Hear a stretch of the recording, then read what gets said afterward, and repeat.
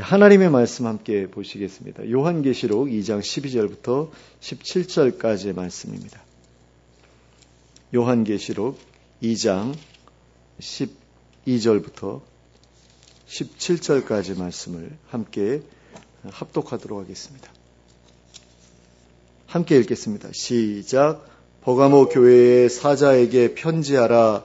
좌우에 날선검을 가지신 이가 이르시되 내가 어디에 사는지를 내가 아노니 거기는 사탄의 권자가 있는 데라. 내가 내 이름을 굳게 잡아서 내 충성된 증인 안디바가 너희 가운데 곧 사단이 사는 곳에서 죽임을 당할 때에도 나를 믿는 믿음을 저버리지 아니하였도다. 그러나 내게 두어 가지 책망할 것이 있나니 거기 내게 발람의 교훈을 지키는 자들이 있도다. 발람이 발락을 가르쳐 이스라엘 자손 앞에 걸림돌을 놓아 우상의 제물을 먹게 하였고 또 행음하게 하였느니라. 이와 같이 내게도 니골라 당의 교훈을 지키는 자들이 있도다. 그러므로 회개하라. 그리하지 아니하면 내가 내게 속히 가서 내 입의 검으로 그들과 싸우리라. 귀 있는 자는 성령이 교회들에게 하시는 말씀을 들을지어다. 이기는 그에게는 내가 감추었던 만나를 주고 또 흰 돌을 줄 터인데 그 돌 위에 새 이름을 기록한 것이 있나니 받는 자 밖에는 그 이름을 알 사람이 없느니라. 아멘. 오늘 우리가 함께 읽은 본문에는 예수님께서 요한에게 버가모 교회에 보내라고 말씀하셨던 메시지가 기록되어 있습니다. 먼저 12절 말씀을 함께 보시겠습니다. 버가모 교회의 사자에게 편지하라. 좌우에 날선검을 가지신 이가 이르시되. 자, 여기에서 볼 수 있듯이 예수님께서는 버가모 교회에 보내는 메시지에서 자신을 좌우에 날선검을 가지신 이라고 소개하셨습니다. 그런데 우리는 좌우에 날선검이라는 이 표현을 요한계시록 1장에서도 본 적이 있습니다. 요한계시록 1장 16절 말씀입니다. 그의 오른손에 7별이 있고 그의 입에서 좌우에 날선검이 나오고 그 얼굴은 해가 힘있게 비치는 것 같더라. 자, 그의 입에서, 즉 예수님의 입에서 좌우에 날선검이 나왔다고 하였습니다. 그리고 이것은 예수님께서 하신 말씀이 좌우에 날선검처럼 예리하기 그지 없었다는 의미라고 할 수 있습니다. 그리고 이것은 또한 히브리서 4장 12절의 내용과도 깊이 연관되어 있는 말씀이라고 볼 수 있습니다. 히브리서 4장 12절 말씀을 제가 읽어드리겠습니다. 하나님의 말씀은 살아있고 활력이 있어 좌우에 날선 어떤 검보다도 예리하여 혼과 영과 및 관절과 골수를 찔러 쪼개기까지 하며 또 마음의 생각과 뜻을 판단하나니. 자, 하나님의 말씀은 좌우에 날선 어떤 검보다도 예리하다고 말씀하고 있습니다. 그렇게 예리한 말씀이 예수님의 입을 통해 나왔다는 것입니다. 그리고 히브리서 1장 2절에서는 마지막 날에 하나님께서 아들을 통해 우리에게 말씀하셨다고 기록하고 있습니다. 히브리서 1장 2절 말씀을 제가 읽어드리겠습니다. 이 모든 날 마지막에는 아들을 통하여 우리에게 말씀하셨으니 이 아들을 만유의 상속자로 세우시고 또 그로 말미암아 모든 세계를 지으셨느니라. 자, 그러니까 예수님께서 우리에게 전해주신 말씀이 곧 하나님의 말씀이었다라는 거죠. 예수님 자신의 말이 아니라 하나님의 말씀이었다라는 겁니다. 그러면 왜 예수님께서는 당신이 좌우에 날선검을 가지고 계시다고 말씀하신 것일까요? 그 이유는 그 검으로 세상을 심판하시고 세상을 멸망시키실 것이기 때문입니다. 베드로후서 3장 3절부터 7절까지의 말씀입니다. 먼저 이것을 알지니 말세에 조롱하는 자들이 와서 자기의 정욕을 따라 행하며 조롱하여 이르되 주께서 강림하신다는 약속이 어디 있느냐? 조상들이 잔 후로부터 만물이 처음 창조될 때와 같이 그냥 있다 하니 이는 하늘이 옛적부터 있는 것과 땅이 물에서 나와 물로 성립된 것도 하나님의 말씀으로 된 것을 그들이 일부러 잊으려 함이로다. 이로 말미암아 그때의 세상은 물이 넘침으로 멸망하였을 때 이제 하늘과 땅은 그 동일한 말씀으로 불사르기 위하여 보호하신 바 되어 경건하지 아니한 사람들의 심판과 멸망의 날까지 보존하여 두신 것이니라. 자, 베드로 사도가 여기에서 말하고 있는 것은 세상이 창조된 것도 하나님의 말씀으로 이루어진 것이고 하늘과 땅이 지금까지 보존되어 오고 있는 것도 하나님의 말씀으로 이루어지고 있는 것이라는 것입니다. 그런데 창조와 보호 또는 보존이 하나님의 말씀에 의해 이루어졌고 또 이루어지고 있는 것이라면 심판과 멸망 역시 하나님의 말씀에 의해 이루어질 것이 분명합니다. 그러므로 예수님께서 자신을 좌우의 날선검을 가진 이라고 소개하고 계신 이유는 세상의 심판과 멸망을 집행할 권한이 자신에게 있음을 말씀하고자 하심이라고 할 수 있습니다. 그리고 이것은 로마인들의 박해로 인해 고난당하고 있는 성도들에게 너희를 핍박하는 자들을 내가 확실하게 심판할 것이다. 내게 주어진 하나님의 말씀에 의해 그들은 심판을 받아 멸망하게 될 것이다.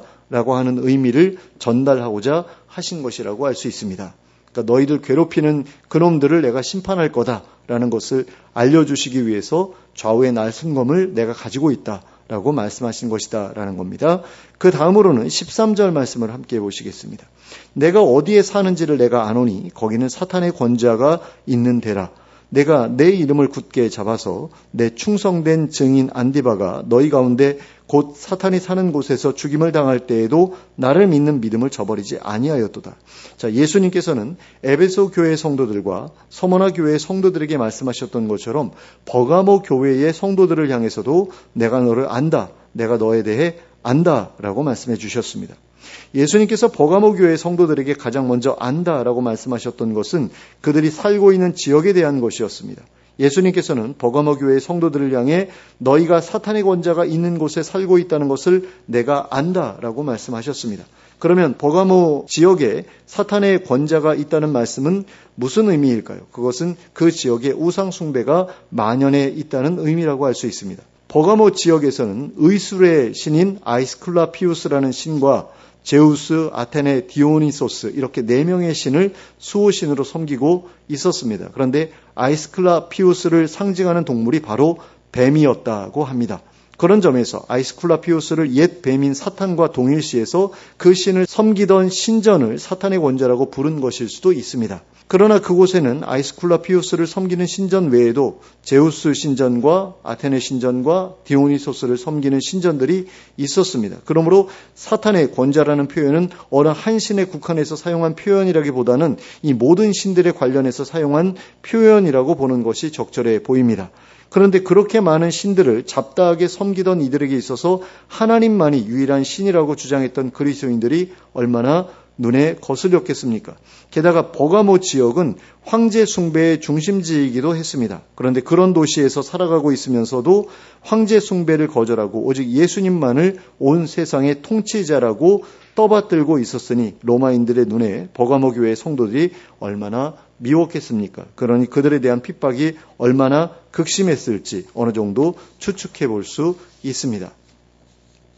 예수님께서 버가모 교회의 성도들에게 두 번째로 안다라고 말씀하셨던 것은 그들이 예수님의 이름을 굳게 붙잡고 예수님을 믿는 믿음을 저버리지 않았던 일이었습니다. 이때 예수님께서는 버가모 교회 성도 중에서 안디바라고 하는 성도가 죽임을 당했던 일에 대해 언급하시면서 그 일에 대해서도 알고 계신다고 말씀해 주셨습니다. 그리고 그렇게 순교자까지 나오는 상황 속에서 다른 성도들 역시 안디바와 마찬가지로 예수님의 이름을 굳게 붙잡고 예수님을 믿는 믿음을 저버리지 않았다고 하시면서 그들을 칭찬해 주셨습니다. 그리고 이것은 극심한 박해 가운데 있었던 버가모 교회의 성도들에게 큰 위로가 되었을 것입니다. 예수님께서 순교를 당한 자기네 교회 성도의 이름을 기억해 주셨을 뿐 아니라 자기들의 분투 역시 기억하고 계셨음을 알려주셨기 때문입니다. 그런데 버가모 교회 성도들에게는 칭찬받을 만한 모습만 있었던 것이 아니었습니다. 그들에게는 책망받아야 할 모습도 있었습니다. 먼저 14절 말씀을 함께 보시겠습니다. 그러나 내게 두어 가지 책망할 것이 있나니 거기 내게 발람의 교훈을 지키는 자들이 있도다. 발람이 발락을 가르쳐 이스라엘 자손 앞에 걸림돌을 놓아 우상의 제물을 먹게 하였고 또 행음하게 하였느니라. 자, 예수님께서 버가모 교회의 성도들에게 책망받아야 할 일로서 지적하신 첫 번째 일은 그들 중에 발람의 교훈을 지키는 자들이 있었다는 것이었습니다. 이것은 버가모 교회 성도들이 그러한 자들을 내쫓지 않고 그들을 용납하고 있었다는 것을 의미합니다. 버가모 교회 성도들은 에베소 교회 성도들이 자기들 중에서 악한 자들을 내쫓았던 것처럼 하지 못했다라는 것입니다. 그러면 발람의 교훈을 지켰다는 말씀이 의미하는 것은 무엇일까요? 그것은 본문에서 설명하고 있는 것처럼 그들이 우상의 제물을 먹고 행음을 했다는 것입니다. 그러니까 버가모 교회의 성도들 가운데 우상 숭배하는 곳에 가서 음식도 얻어먹고 신전 창기와 성관계도 맺고 했던 그런 사람들이 있었다는 것입니다. 그런데 이것은 정말로 이상한 일이 아닐 수 없습니다. 왜냐하면 버가모 교회 성도들은 로마인들의 핍박에도 불구하고 끝까지 예수님의 이름을 붙잡고 예수님에 대한 믿음을 저버리지 않았던 사람들이기 때문입니다. 그런데 어떻게 이 사람들이 우상 숭배하는 자리에 가서 음식도 얻어먹고 신전 창기들과 성관계도 하고 그럴 수 있었던 것일까요? 그 이유는 그래도 괜찮다고, 그럴 수도 있다고 생각했기 때문일 것입니다.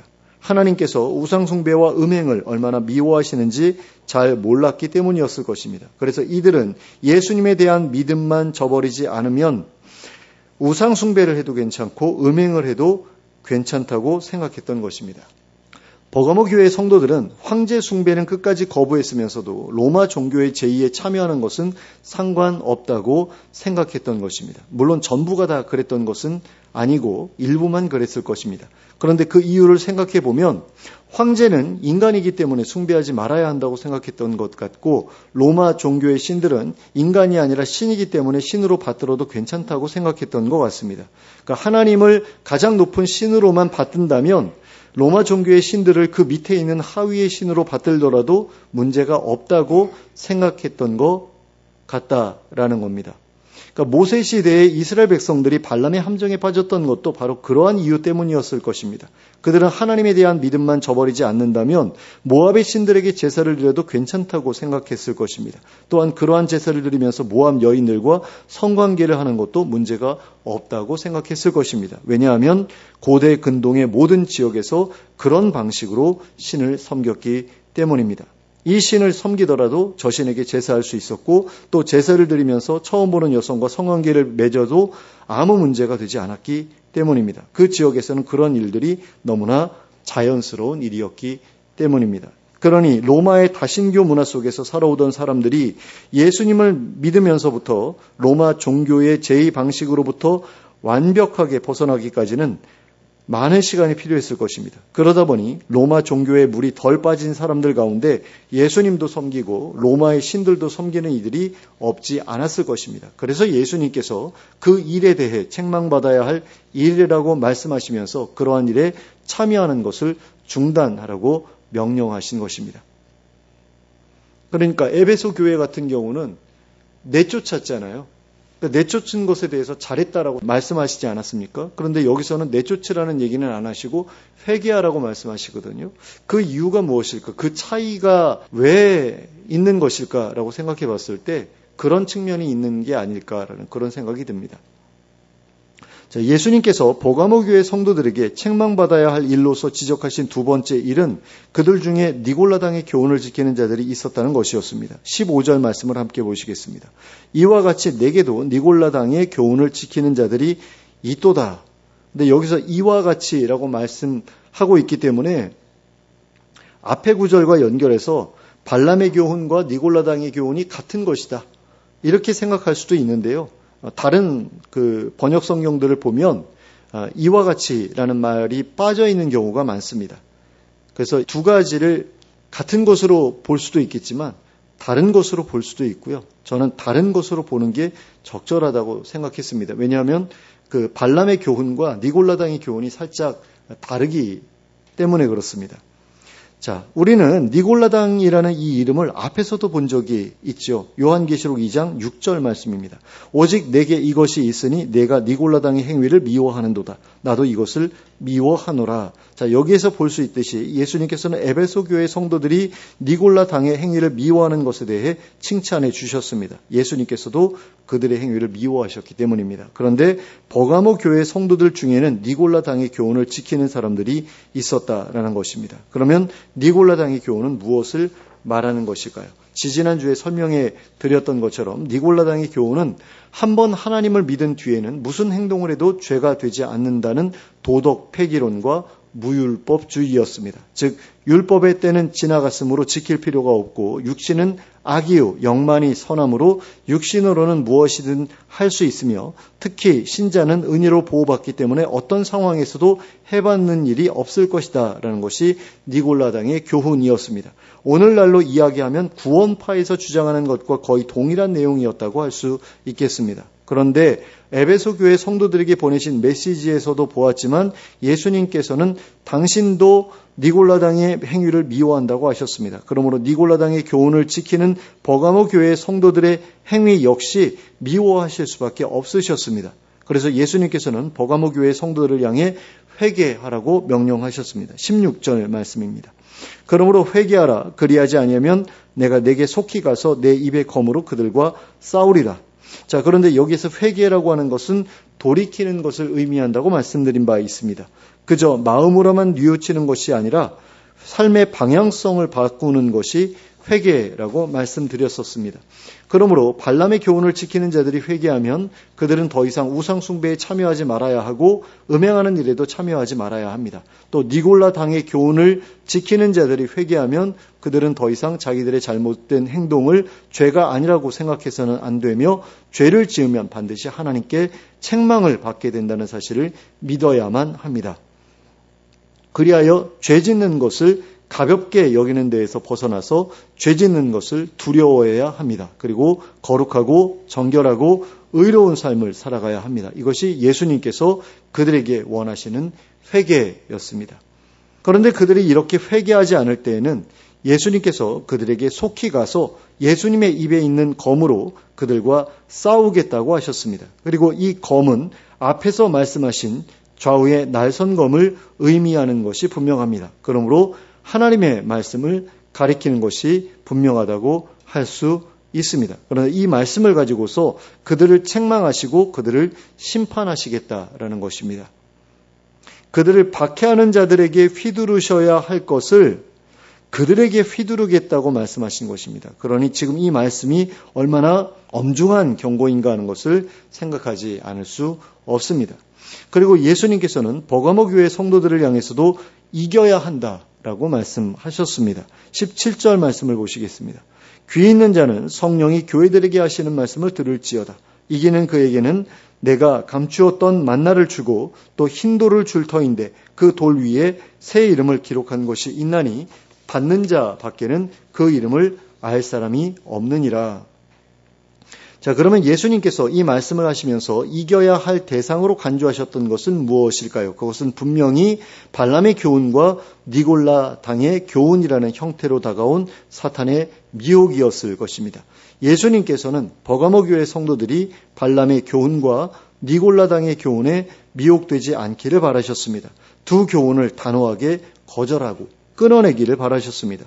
오늘날로 이야기하면 신천지나 하나님의 교회나 구원파와 같은 이단들의 미혹을 단호하게 거절하고 끊어내기를 바라셨다는 것이라고 할 수 있습니다.